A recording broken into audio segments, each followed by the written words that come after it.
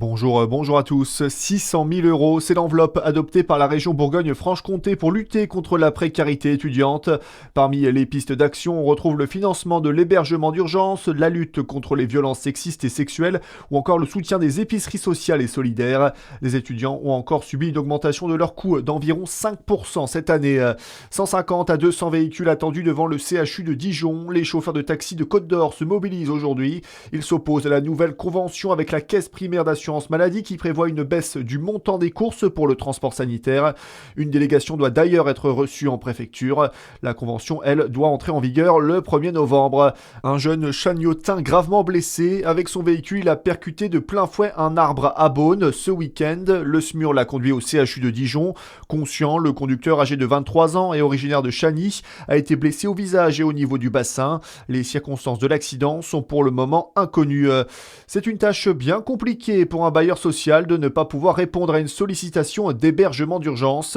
Si vous êtes dans le besoin et vous souhaitez vous mettre à l'abri pour fuir une situation violente ou si vous risquez de vous retrouver à la rue, il faut vous adresser aux structures qui peuvent répondre à vos demandes et ce n'est pas le cas d'un bailleur social.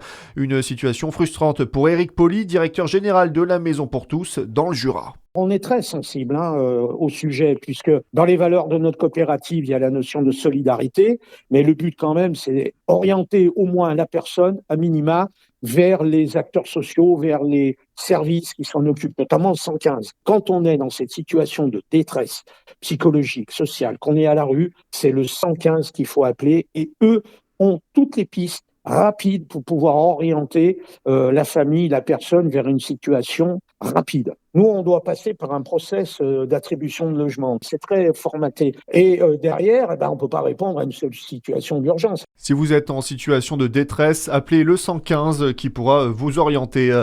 Dans le reste de l'actualité également, nous retrouverons les œuvres et les auteurs seront traduits en justice. La promesse hier d'Emmanuel Macron après le cambriolage du Louvre. 4 individus sont activement recherchés depuis hier matin. Ils ont réussi à s'introduire en plein jour au sein du célèbre musée parisien et à emporter 9 pièces d'une valeur inestimable, toutes datant du 19e siècle. Une opération menée en à peine 7 minutes. 2 bijoux ont été retrouvés, sûrement perdus dans la fuite des cambrioleurs.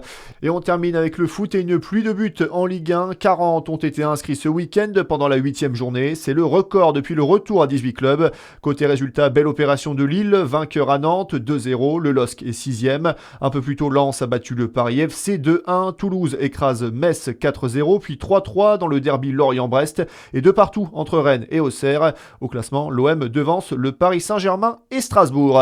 À suivre votre météo sur Fréquence Plus.